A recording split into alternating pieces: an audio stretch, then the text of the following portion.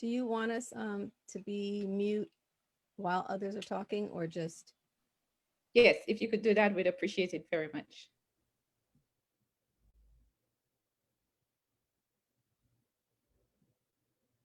Okay, we're live now. Good evening and welcome back for another episode of COVID or Corona Conversations with myself, Dr. Allison Myers, and Dr. Maya Williams. Today we enter a new year, and today's show I think should be really invigorating and a great way to kick things off, especially after the tumultuous day we had in this country yesterday. So as usual, we'll start with a brief introduction of our today's show as well as our wonderful guests.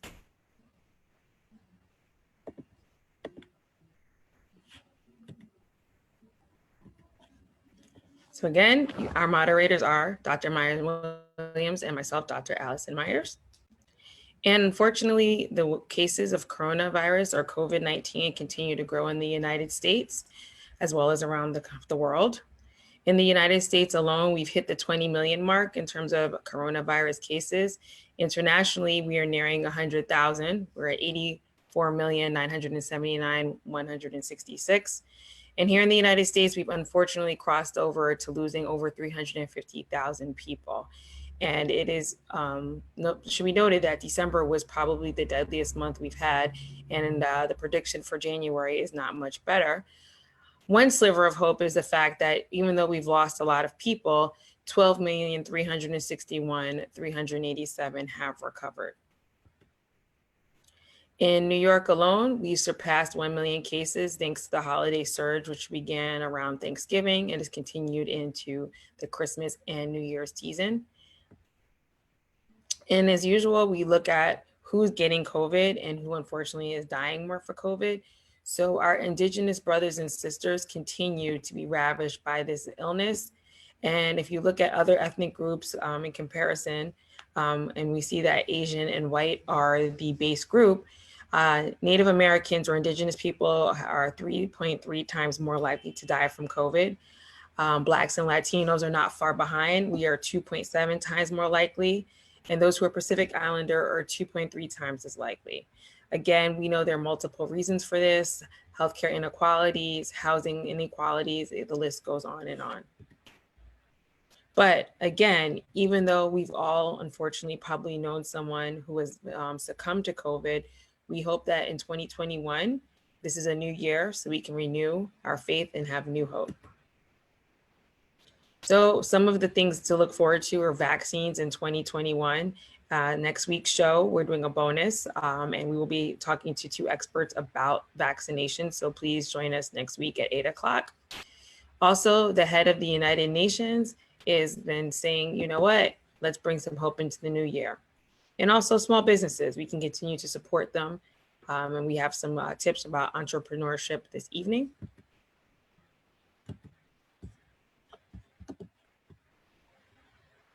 And, as we go on, we know that unfortunately, 2020 exposed a lot of the disproportionate poverty, inequality, and hunger. And people who might not have faced these issues before have now faced them because of changes in our economy. And of course, we mentioned vaccines are being rolled out, but who's getting the vaccines? There was a recent case of a nursing home where wealthy donors were added to the list to get vaccines early on. So of course, there's going to be a disproportionate number of people from certain socioeconomic groups or certain races that might be getting vaccinated. And then, of course, the starting of a new year can be a time of reflection, a time of symbolism, and many people are setting resolutions. And some of the most common ones are financial, like saving money or paying down debt. I know that was something I was able to do in 2020, which was great.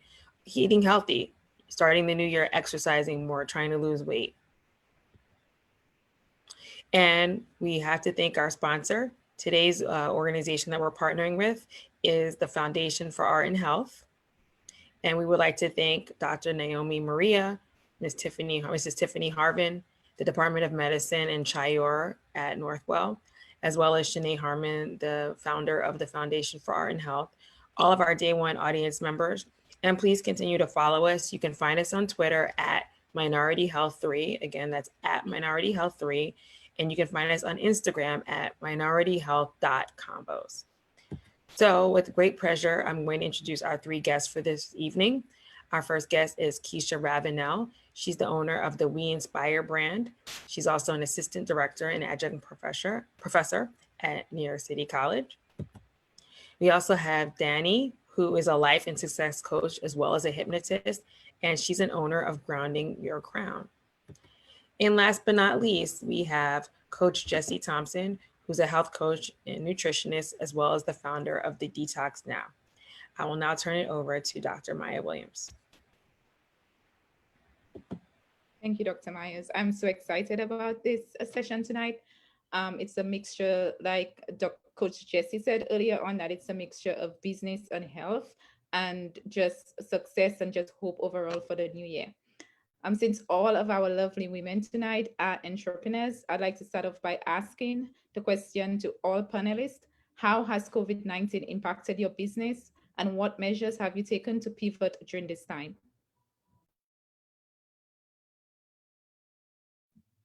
I don't mind starting. Thank you again for having us. It's interesting enough, as a nutritionist and health coach, one of the things that we found is that we actually had a boom in business because people were a lot more focused on their health in terms of, we were empowering them with information on what do you have power to do to boost your own immunity, to ensure that the foods that you're eating are supporting your immune system and your gut health, your respiratory health, etc.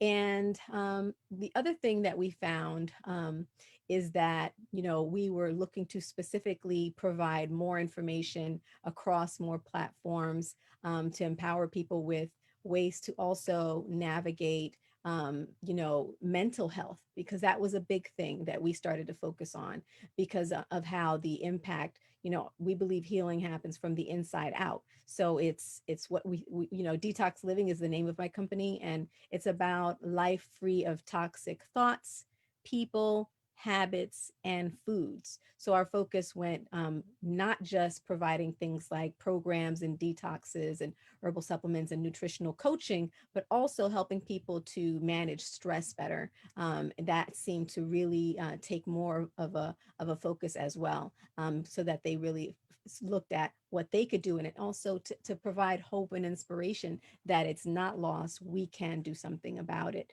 in terms of not necessarily everything that happens, but how we respond to it.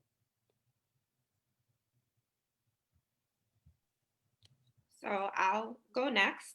And it's funny you talk about pivoting, right? Because that's something that I always tell to my clients. As an entrepreneur, you have to know how to pivot, because you never know what's going to hit you.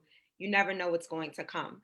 So I just want to say that I started off last year focused on a totally different business. And because of COVID-19, I had to pivot, because the business that I was focused on, it was a brick and mortar. So I was ready to leave my job. I hope no one on here is is from work. If so, well, that's what it is. But I was ready, and I said, hey, I have this business, I have this great idea, and it's going to take off. And then COVID happened, and I had to take a step back. Now, luckily, I already had a We Inspire brand, and I was able to expand on that. So I actually expanded my business in the midst of COVID, and COVID was kind of a blessing for my business. And I know it may sound a little weird, but it was. That's when it doesn't, but that's when it took off, because I was able to focus more on my business. I was working from home, so I had a little bit more freedom to post more on Instagram and speak more to my customers. And like I said, just focus on my business more than when I was in the office. So COVID-19 actually positively impacted my business, and I'm definitely grateful for that. Of course, it's unfortunate what we went through as a whole in 2020, but it definitely helped my business to grow. Yes, I definitely agree in the sense of COVID being something that helped the business to grow as well. And I think it's also because mental health is such a huge thing, especially now. You know, when we were working and physically moving about, you didn't sit there with your thoughts. And now people are home. Working from home is very challenging. If you don't work from home, you may not have any idea the boundaries are non-existent. And so there are so many different things that are at play during this terrible time, from people not being able to see loved ones, not being able to see friends, you know, not being able to celebrate their accomplishments or their birthdays. It is a very trying time. And so mentally, people are looking for help. They're looking for an escape. They're looking for ways to be able to work with this situation to make themselves better. And so, as unfortunate as it is, I found that because of this pandemic, myself included, I've had to go inward a lot more. And I find that a lot of people are taking time to go inward because we're realizing that, as amazing as it is to set these goals and like the house and the kids and the money and all those things are great. But they're not promised, and that's okay. What we're promised is right now. So how do we enjoy the here and the now while we're still striving for those things? So yes. Thank you so much for that. This is so helpful in terms of how we're able to, more often than not, we'll have to pivot. The reason I said no, Keisha, that it's not wet, that it like you actually benefiting from COVID, if I have to put it like that, is because I myself am enjoying being home. So like I'm an introvert and I don't like the cold. So my mom constantly has to tell me, have you gone outside? My doctor constantly has to say, have you gone outside? My therapist constantly has to say, have you gone outside? And I'm just like, no, I am home and I feel safe at home. I feel at peace at home. And I had a 2-hour commute before, which was 4 hours round trip every single day. So that was 20 hours commuting. So now just being able to just wake up in the morning and just probably work out and then maybe later go and work, I feel like I'm a little bit more productive than when I was doing the commute and had to, be around people where all my energy was being drained. So I think in such a way, while it is tragic what's happening to us right now, I think sometimes that it's okay for us to see both the positive and the negative. And there's no, I don't want to say there's no shame in that, but it's fine. And so the question that I have for Keisha right now is, tell us a little bit more about your inspirational t-shirt business. How did you get started and what is the story behind the inspiration, if you don't mind sharing? Yes, of course. So it started out in 2018 as We Inspire Tees.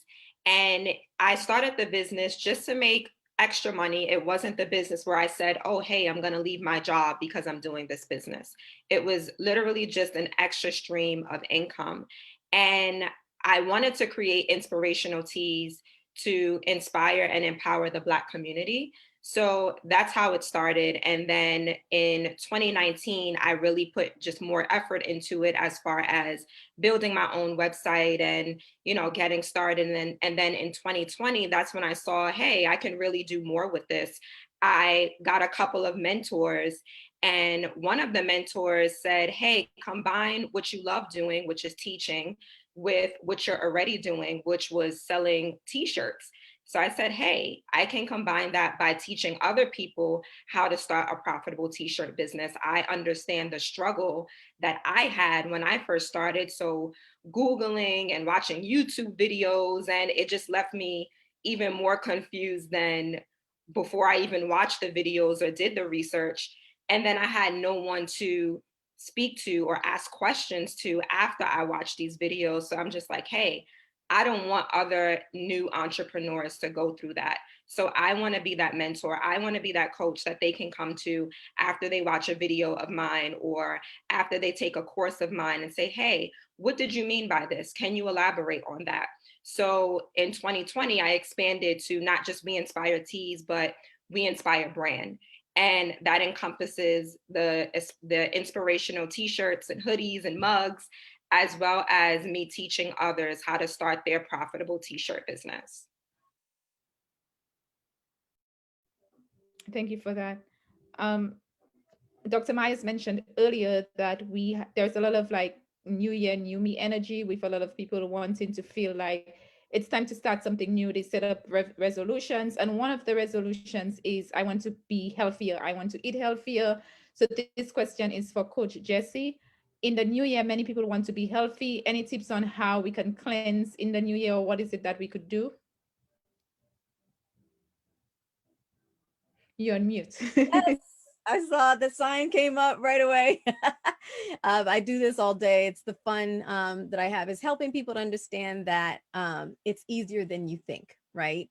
And it starts off with, first of all, determining what your health goals are, because depending on what, we're talking someone who's post-op or someone who is trying to reverse an inflammatory condition such as fibroids or endometriosis, someone who's just trying to regulate their cycle, or someone who just wants to make a transition before things get difficult, right? Meaning, I always say disease is an oncoming train in this toxic culture that we live in, right? But we have the power to reroute that bad boy. So depending on what your vision is, then you turn around and say, okay, like, who's my tribe? Who are the people who I trust to give me good counsel, right? That's really important because there's a lot of bad information out there. There are a whole bunch of fad diets. So you have to find people who are in alignment with your value system and people who their messages resonate with you, right? That it's not, some people it's about, for me, it really is about eating healthier. So, for one of the things we do is help people to really incorporate more plant-based eating into their lifestyle. There's so many studies about how plant-based nutrition plans, diets have benefits in terms of, inflammatory conditions such as, diabetes, such as high blood pressure, high cholesterol, and of course, female reproductive issues, which, I've had the pleasure of helping women to do what I call going from the scary period to the happy period by virtue of eating healthier. So, we created a free food list that helps people to have options and understanding,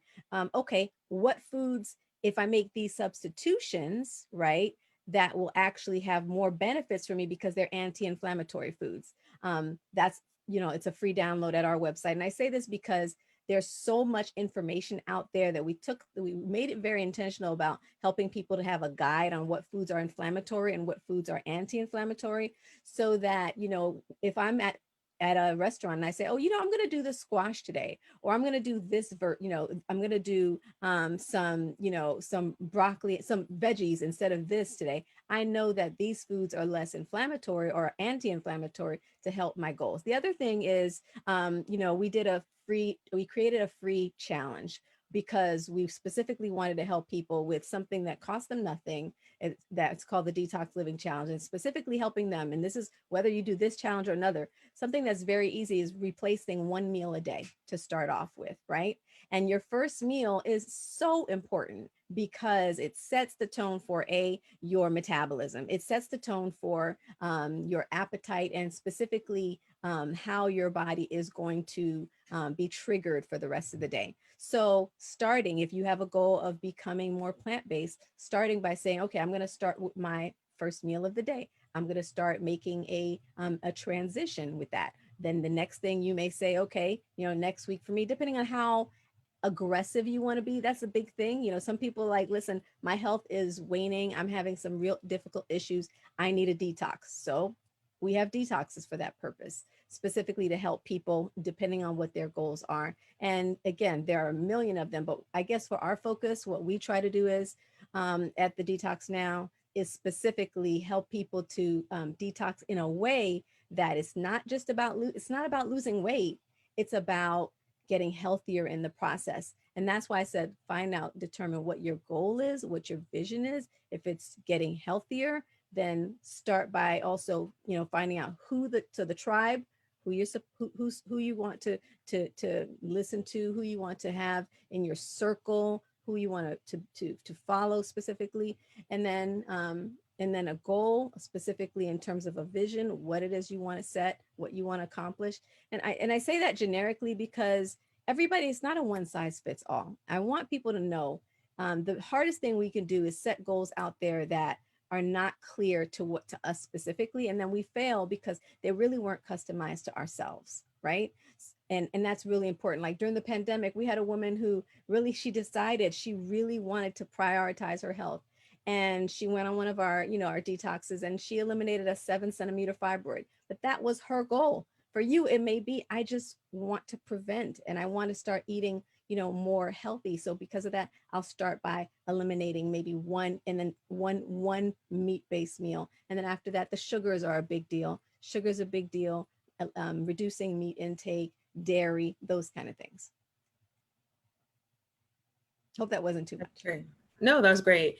And so we have a comment from one of our Facebook Live viewers, Kashan from Queens, who asked, what do you say to folk who are uninspired by past failed resolutions? Is there a process to resurge inspiration?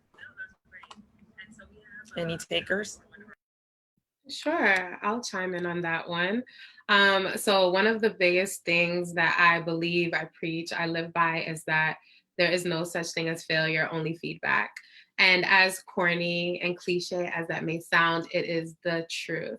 And our minds are so incredibly powerful that if we believe that this was a failure, then it'll be a failure. And if you believe that this is something that is going to just propel me closer, then that's what it will be. I believe the quote is like, whatever you believe you can or can't do, you're right. And I believe it's by Henry Ford. Don't quote me, but it's something like that. But it's true. Whether you believe you can or you can't, you're correct. And so I think we have this, especially as New Yorkers, we're so hard on ourselves. We believe that we have to like reach this goal. We kind of spoke about this a little bit before we went live. We feel like the money or the family or the house or the car, like these are the goals in life that you want to reach. And the truth is, every single person on this planet just wants to be happy. Whether you're talking about, I mean, you can name anybody.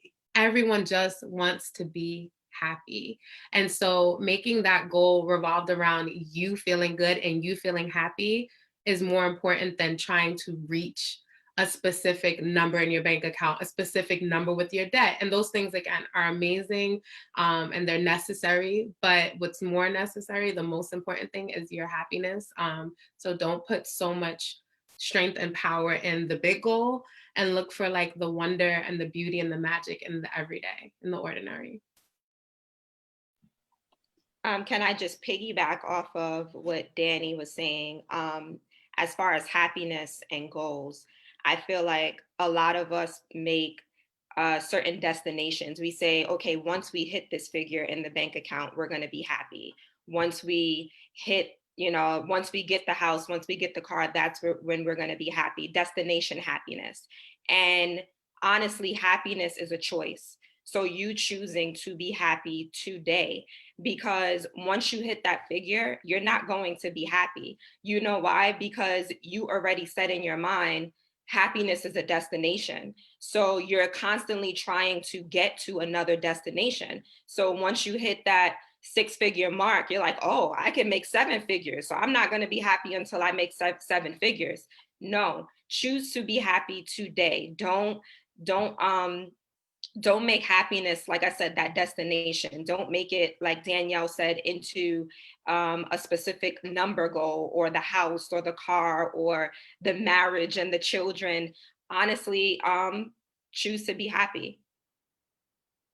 I love that. And I actually just want to focus in on one thing that you said about choice.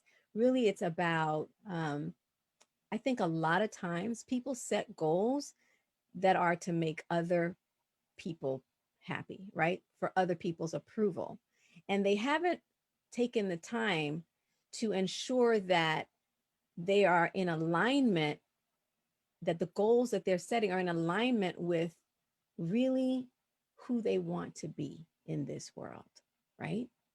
And this is important because there's an exercise I do with my clients, which is we call it the tombstone exercise. It's done all the time.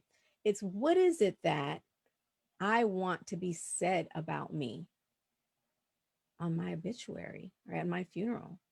And the reason is because most people wouldn't want people to say, oh, she got that money, she got that paper, or she was a success, or she worked all the time, right? And when we reflect, going back to that reflection on really thinking, who is it, what do I want my legacy to be for real, right? And that alignment, then when we are clear on that, it helps us now to enjoy the journey of who we're becoming in the process. And I love what Keisha shared, because it's really about, it's happiness is it's not just the destiny, it's the journey. It's a journey. It's who am I every day, right? In this world that we're living in right now, I say that we're always in this tension of grief and gratitude, right? There's so much to grieve from yesterday, so much to grieve from what we're going through. We have so much healing to do on a daily basis of the trauma of what we've personally grown up with, but then there's also the trauma that's being re-triggered every day, just about us being people of color in this world, in the pandemic, and in specifically the systemic racism. And every day we have to choose to be grateful enough that the grief um, doesn't drown us. We have to choose it. We have to choose gratitude every day.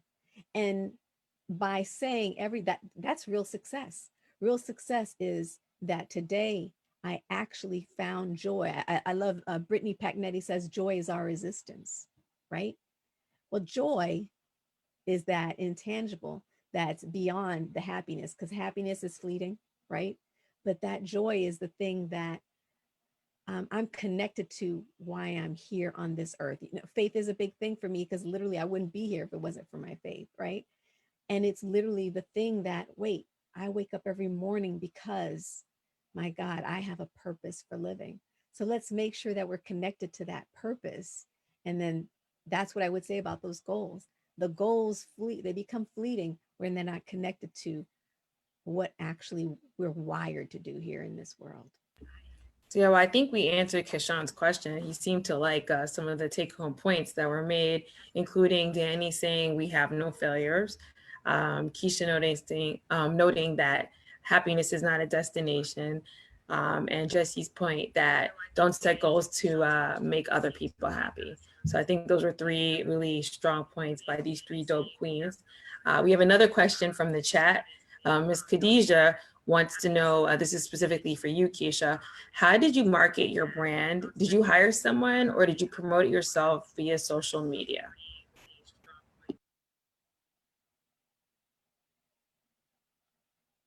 I was on mute. I knew that was going to happen. So Khadijah, both. So I started off marketing myself, and I did hire a coach in order to teach me how to market more. So as far as expanding your brand, don't try to do it all yourself. A lot of people say, oh, self-made, and you need a team, right? So whether it's people working for you, whether it's you hiring someone like a coach or a mentor to help you get to where you are. For me, I understand that working with a coach, working with a mentor, they've been where I am. So what would have taken me maybe a year to do only took me maybe 6 months or 3 months to do. So yes, I did market myself on social media. As far as my t-shirts, I paid influencers to wear my t-shirts and get it out there. And yeah, so just as far as marketing my brand, as far as like coaching and things like that, now I have an email list that people come to, and that's how I'm marketing. Thank you for that, Keisha. I just have one follow-up question. What about individuals who might not necessarily have the money to invest in a coach to help them with, say, promoting or marketing via social media? What advice would you give to those individuals if they're just starting out, and then maybe 6 months later, when they get enough money, that they could hire somebody at that point to say, help me to grow on a larger scale? So a few things. You may not have money to hire a coach, but most dope coaches have multiple levels to their coaching. So for me as a coach, I have my course, which is my most expensive product or service.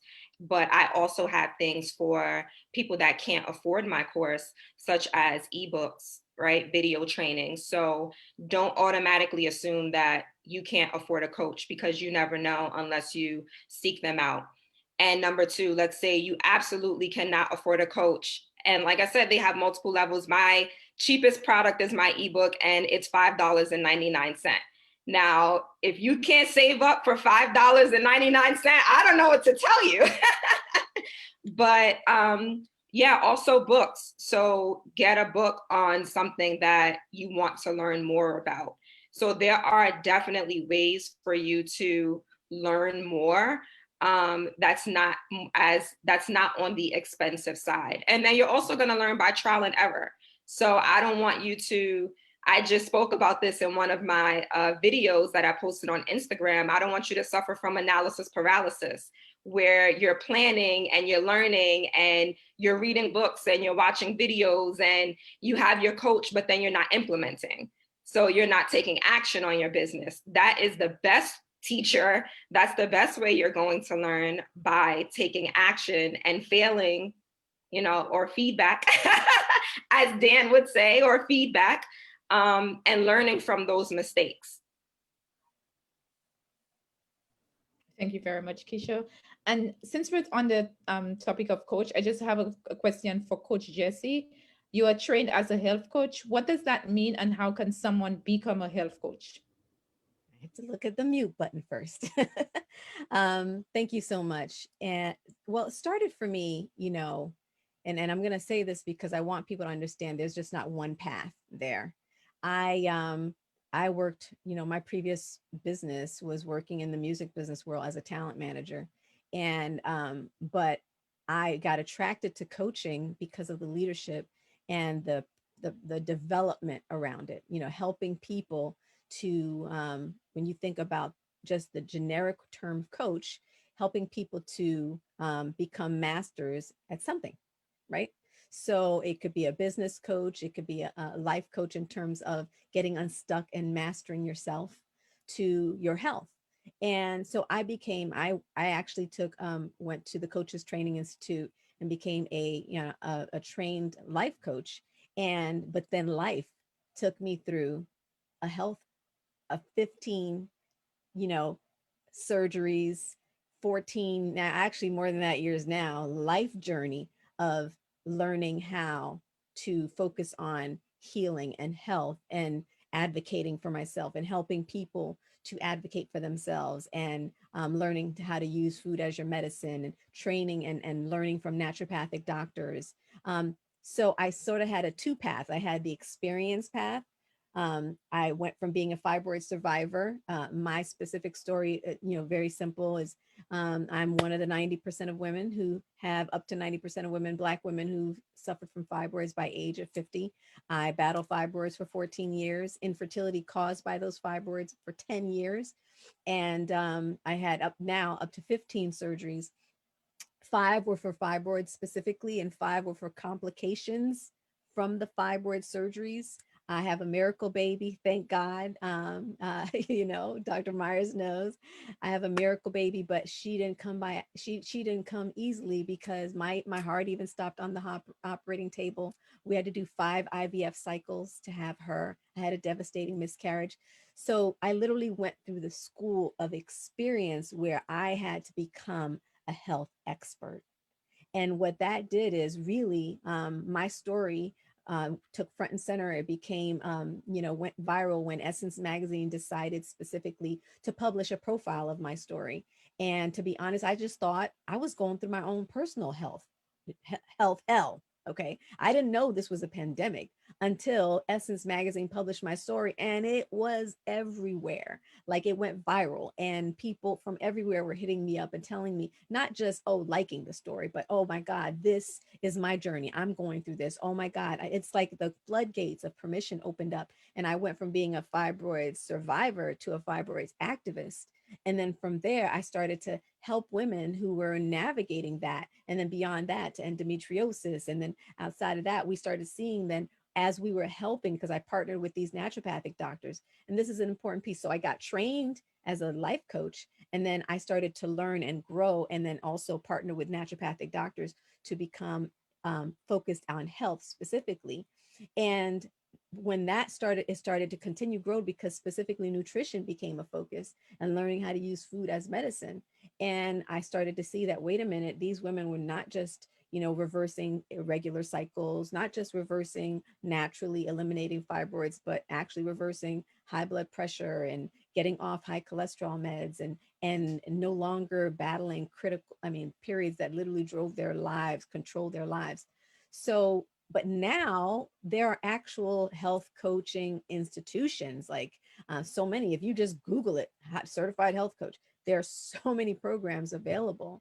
And right now, it's actually one of the most budding businesses because of the pandemic. People are realizing, wait a minute, like, Keisha talked about brick and mortar, saying, wait a minute, I need to find something that number one, a lot of times it's what the problem you usually had to solve for yourself, you turn around and can help somebody else to do it. So now I have the pleasure, the joy of helping women literally all over the world to prevent these conditions, to reverse them naturally, to just eat healthier, become their own advocates. Oh my God, like to now become warriors for themselves, to advocate for themselves. Because I was talking to Dr. Myers, I remember having the conversation about, earlier about the disparities for Black and Brown people and how we have to become our own advocates. And so it really is for us. I think everybody, has to think about, if you do want to be a health coach, how you want to specifically focus, if it's going to be, if it's going to be specifically around nutrition, if you want to deal just with, there's like what Danny is doing. She's doing success coaching, but really it's mental health coaching, right? So there's different areas of health. There's fitness coaching, what area are you most passionate about? There's yoga instructions, there's mindfulness. For us, our focus is really inside out healing, mental health, all of it inclusive, but finding out what your passion is in terms of what kind of connects with what you love to do, what you're passionate about. And then trust me, there are so many certifications out there and opportunities for you to actually turn that into a business and grow that and do what you love every day. Every day I get to do this. I don't even feel like it's work. I honestly, I love to help people to heal. And that's what I get to do every day, all day. Thank you so much for this. This question is for Danny. Like you said, she's a life and success coach and also a hypnot. I will not be able to say that word because I feel like I'm hypnotized right now. So I'm hypnotized on the words that you guys are saying. So for Danny, the word hypnosis can make some people feel pretty wary. It may prompt images of being out of control or was still under the control of a hypnosis or therapist. Many people also believe that hypnosis is mind control. What is hypnosis and what are the benefits of hypnosis? Okay, I was hoping that we had a chance to go over this question. So I grew up being taught that hypnosis was bad, that it was mind control, that it was like the devil's work. And it is so far from that. Hypnosis, one, if you ever do experience hypnosis, don't expect to feel hypnotized, whatever that might mean, right? You're going to feel deep relaxation. That's it. Sometimes when you are in trance, you might remember every single thing that is said. Sometimes you feel like you just went to sleep and woke up. The mind, the body has this amazing way of protecting us, and your mind is not going to accept any suggestion that you don't want to believe. So I can't hypnotize you to become a bear when I snap my fingers. Those type of things that we see are for entertainment purposes only. And chances are, if you've seen a hypnosis show or training or something, chances are most of the people that are there would probably be a little more extroverted, may probably be a little more open to doing things for attention. And so when you have someone who's already open and who wants to be on a stage to experience something in front of a bunch of people, then yeah, they're gonna be able to be they're gonna experience that in a different way. But hypnosis is just deep relaxation, and the mind works a lot like a robot. And so with hypnosis, once you're in your deep state of relaxation, I'm able to give you some really strong suggestions and even direct commands that help your body react to what I'm saying.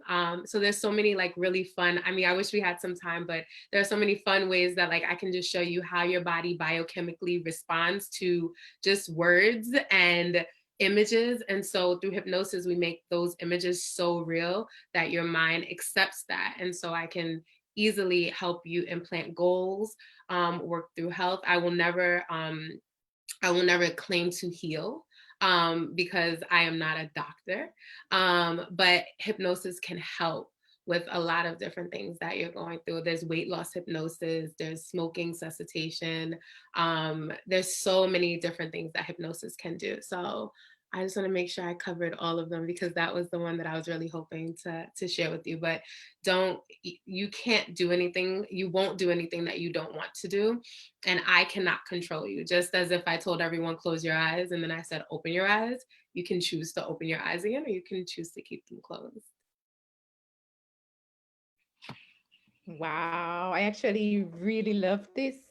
It feels like therapy to me. A lot of people think that therapy is bad or only crazy people should be going to therapy, but that is not the point of therapy. Just like that's not, or people have, some misconceptions about mindfulness and meditation, but that like hypnosis is just another aspect of all of these things. If you want to achieve things in life, then maybe hypnosis can help you to be clearer about or get clarity, right? And so, speaking of clarity, this question is for Keisha. I appreciate the honesty in your YouTube videos. One of the things that you discuss, which is also a problem of not mine, but Dr. Allison, because that's her question, throwing her under the bus, is procrastination. That's real cold, Maya, real cold. A couple of the things that you recommended are get an accountability partner, a coach, make daily to-do lists, and reward yourself for accomplishing tasks on your checklist. How do you pick an accountability partner? And what if your accountability partner is not pushing you? Okay, so great question. Yeah, the procrastination, I feel like it affects most of us. And just for me, as far as procrastination, right? Procrastination always worked for me. So throughout elementary school, throughout high school, throughout undergrad, grad school, Maya, you may or may not know this, we went to grad school together, and I always procrastinated. I waited until the last minute. And it wasn't until I had my own business and it started affecting my money that I said, whoa, I cannot procrastinate if I want this business to grow. Now, as far as an accountability partner, which is one way you can overcome procrastination, for me, it's someone that I trust. So Danielle's definitely one of my accountability partners. Danielle is my best friend, and we speak maybe 1,000 times a day, and I'm not exaggerating. And we started this coaching journey together. And it's weird because we didn't even try to start together. It just naturally happened. And we naturally helped each other to grow. We naturally checked in with each other and said, hey, like, did you get this done? Oh, you didn't get this done? It's okay. Try tomorrow. And we helped each other along that path. So for me, it was just a natural thing. But I did have people that trust me, ask me to be their accountability partner, not my clients. I'm automatically their accountability coach, but I've had people, on my business Instagram page reach out to me and say, hey, I want to go live every single day at 7 p.m. Can you check in with me and do that? And I said, hey, sure, I can definitely do that. So I would say, look at someone that you trust, go to someone that you trust, ask them. And then if it's not working, then you can tell them, hey, this is not really working out for me. I think I'm going to go in a different direction. But typically, if you already trust them and you see that they've, been helping you already, then ask them to be your accountability partner. And maybe there's something that they may need you for. So for me, being an accountability partner for other people, I like to set reminders in my phone because I'm like, oh, they're counting on me. Like, I need to make sure that I'm doing right by them. And they always, achieve their goals. So yes, accountability partners are good. Also, like I said, the to-do list every night before I go to sleep, I make a to-do list for the next day. Every Sunday and Wednesday. So Sunday, I make a to-do list for Monday through Wednesday, and then Wednesday, I make a to-do list for Wednesday through Sunday. And it might sound like a lot, but that's just my process. So you have to discover what your process is. You have to discover what works for you. So writing a to-do list every night, it may be overwhelming for you. So don't do anything that's overwhelming for you. Make sure you identify what is helpful for you. So those are just the things that help me. And I actually wanted to piggyback on this because I think a lot of times people think about accountability and support around business. And what we've learned is that because most most disease or most health issues, it came because of lifestyle, right? I know Dr. Myers is very well aware of the studies that show that the social determinants, there are social determinants that have actually 80% of the impact on our health compared to 20%, which is more around traditional medical, platforms or insurance, et cetera. And those 80%, you know what they're made up of? Mental health, nutrition, food insecurity, not feeling lonely. So going back to stress management and mental health. And what we find is, so it's a lifestyle that got us here. So it's a lifestyle that's going to get us out of it. And where we found where people have the most success on their health journeys is where they have accountability, community, and support, right? That's why we actually created, our program is coaching, nutrition plan, herbal supplements, daily practices, because it's a lifestyle of change, right? And that coaching is why, to provide the accountability, the community, and the support to help people do something that they've never done before, right? It's funny. I like to say to people, if I decide, hey, you know what? I decided I'm gonna be the next Simone Biles, child. You're 49. What exactly are you gonna do? Oh yeah, I'm just gonna start going to, I'm just gonna start taking some gym classes. They'd be looking at you like you, first of all, like I was crazy, right? Because you think you're gonna reach this goal by just starting to go to the gym, really? Really, or it's just starting to take, well, really, you need somebody who's a master, like Keisha was talking about, someone who's done what you're doing, and who's, again, the tribe, people who are you journeying with, who's where you want to be, who's done what you want to do, and get a community, everything from your inner circle, and this is why we say, life free of toxic thoughts, people, habits, and food, because there are people in our inner circle that are actually toxic to us, right? There are people who are in our inner circle that are actually taking us, they are what we call not healing, but hurting us, right? They're hurting us because they're dealing with their own issues. I've heard Bishop Jake say it a million times, hurting people hurt people. And we have to decide who are the people that we're going to actually create distance with. What are the habits that we're going to create distance with because they're not serving us, right? What are the thoughts that we're going to actually now eliminate from our lifestyles, from our own meditation, and replace with the right thoughts, so that we also will have, what are the foods that we need to distance ourselves from, because that's how we're going to get to the vision that we have for our lives. And I love, Keisha talked about having a to-do list every day. What I like to do, because everybody's have to have their own process, because I will write a to-do list that will go on, and on, right? So for me, I love to say my greatest success strategy is my intimacy with God. And seek ye first the kingdom of God and his righteousness, and all these things shall be added unto you. For me, that is my foundation, because I know as I seek the purpose giver, purpose will draw me. That's what the naturally happens. So for me, it's always about thinking about the Pareto principle. And I pray, God, what are the one or two or three most important things that are critical to my purpose being accomplished today that you want me to focus on? Because I know I'm not going to get everything done, right? But when I focus on what are the big rocks, what are the two or three things, the Pareto principle says 80% of the impact happens with 20% of the focus, meaning with the 20% of the things that we're focusing on. That 20%, those are the things that actually are going to have 80% of the impact. So narrowing it down every day, because you may have that list, but the next day in the morning, you have to be able to adjust. You have to be able to say, you know what?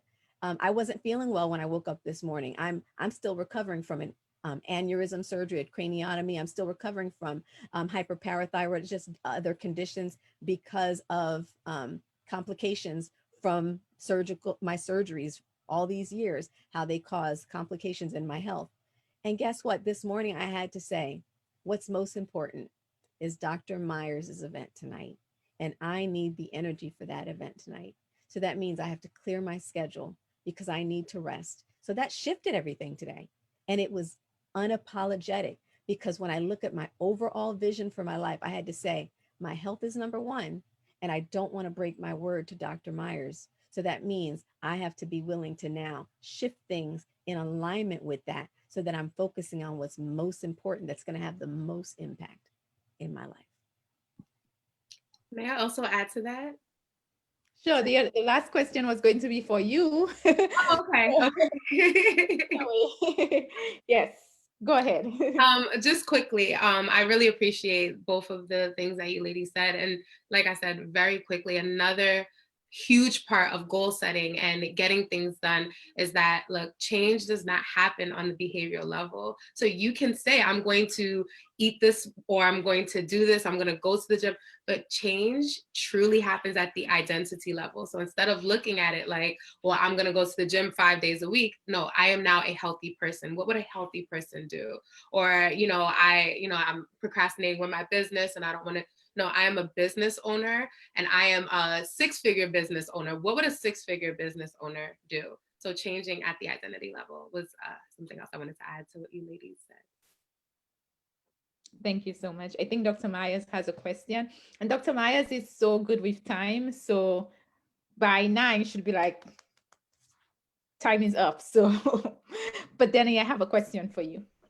And by the way, I'm not really a procrastinator. I just work best under pressure. I just want to say that as a sidebar. Right, Keisha? You feel me on that, right? I Okay, no. definitely feel you on that. Thank We you. all do best under pressure. I think that's something we got from grad school. That we wait last minute Sunday for Monday, and it's like as we get older, we can clearly see this doesn't work at all. In all seriousness, we have Keishan from Queens has one last question for you, ladies. He says, due to the historical generational inconveniences, what will be the starters or paths to building collective entrepreneurship and health tribes in disconnected communities? Keishan is hitting us with some deep questions tonight. Thank you, brother. I'll start and say that real change, it happens with one decision at a time. Okay. And this is very critical because I'll give you an example. This holiday season, I decided I was going to buy from small Black-owned businesses, right? And because I want to fuel Black wealth. It's not as easy, meaning I decided I actually hit up a business. I know someone, one of my friends started a new brand and a new clothing brand, really nice, stylish. And I said, listen, hey, this is my budget and I don't want to give my money to Gap or Old Navy. I want to put it in your family's pocket, right? So do you have any codes that are available, any discount codes? Because I want to buy teas for my nieces and nephews. I'm looking at about this number. And he was like, oh man, I really appreciate that. And I say this because we're making decisions that are putting funds in other people's pockets throughout the day. And we have to choose that, you know what, it's not, you know, it's going to be in the small moments throughout the day that I'm going to start creating a lifestyle that builds Black wealth in my community. I will be very intentional about, like, I actually just had a conversation as an influencer. I just had a conversation with an affiliate partner who I'm looking to help really support people with healthier decisions with this company's offering, because it's phenomenal. And I said before I really launched this, I need to know, what do you do about Black businesses? Do you hire Black vendors? What's your supplier diversity? Because I want to know that who I'm linking arms with, that you have the same focus. And it's that intention that helps us to build a network that is like a quilt, one stitch, one business, one thing at a time. You know, like, I'm always looking, how can I replace? And then health wise, again, it goes to building a network. I'd love to, hey, I want to be part of your tribe. I'm on IG. I'm very, very, very responsive. Why? Because I care about Black people, our people, Black and brown people, taking control of our health, to be experts of our own health, so that we can create a legacy of generational health. But that's not going to happen by just following what's out in mass media.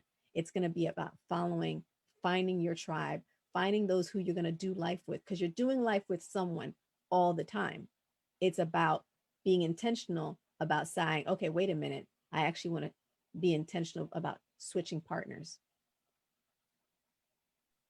I agree wholeheartedly, 100%, that you have to make that choice. Just like I say, you have to make that choice to be happy, make that choice to spend with Black owned businesses. So if I know that my friend or a friend of a friend has a candle business, then I'm going to look into that candle business before I look into Bath and Body Works, because I know that I'm supporting a Black owned business. I've been a strong advocate for supporting Black owned businesses for many, many years now, before it was popular to support Black owned businesses. Um, so yes, you have to make that choice. And I also don't want you to think that change is going to come overnight, because it's not. So now it is very popular to support Black owned businesses. Thank God. Let's keep it that way, right? So don't only say, yeah, I'm going to support Black owned businesses. Teach the next generation it's important to support Black owned businesses, and not only support Black owned businesses, but what business can they start? Right? So don't just teach them, hey, go out and get a job, go out and go to college and get a job, which, some people may want to do, and that's okay. But I feel like it's very important to teach entrepreneurship to the next generation in the Black community. So I feel that it's also important to teach wealth. So if they do want to get a job, maybe they have a business on the side, or maybe they're investing in the stock market, or maybe they're investing in real estate. So just understanding that wealth is not just, okay, I have to start a business. It's also these things collectively, right? So you have to have multiple streams of income in order to build wealth. And the more wealth we build as a family, right? Like, so your family, the more we can build as the Black community. Because now that I'm, building more wealth, I have the opportunity to support more Black owned businesses. Absolutely. And I wanted to say thank you so much. I think that's a wonderful place to end. I can't believe that an hour has already gone by. And I just want to take the time to thank these three dope queens that we had on today: Keisha Ravenel, Coach Jessie Thompson, and Danny. You dropped some real gems. And just to summarize, I think there were 5 key points that hopefully people can take away. There were many more, but I think I'm just going to highlight 5 things. Align yourself with people who share the same values and goals, whether it be health goals, fitness goals. You want to definitely avoid people who are toxic that are going to prevent you from growing. That's number one. Number two is avoid analysis paralysis. So, you may be getting hit over the head with a lot of information, but you need to make sure that you not only absorb the information, but then you act upon it. Don't just stay there in a paralysis mode. Avoid procrastination, easier said than done. And it's always good to have an accountability partner, to make to-do lists, and to reward yourself. And also it's important to get yourself out there and market yourself if you are trying to be an entrepreneur, whether it be social media, hiring somebody, but it's really important that you go outside your comfort zone and get your name and your brand out. And last but not least, this generational wealth is really important. So you need to not only support people within our community, but we also need to work on multiple streams of income. I think one of my favorite quotes from 50 Cent, and I don't have a lot of favorite quotes from him, is that you should be making money when you're not working. And that is probably one of the best things that he's ever said. And I agree with him wholeheartedly. And I just want to say thanks again for all of you for being on the show. Next week, we'll be back. We're doing a show on vaccines. We have more dope queens here to talk about what it's like to get the vaccine, who should get it, why. And thanks again from me and Dr. Williams. See you guys next week. Take care. Be safe. Wear a mask and stay socially distant yourself. Bye, everyone.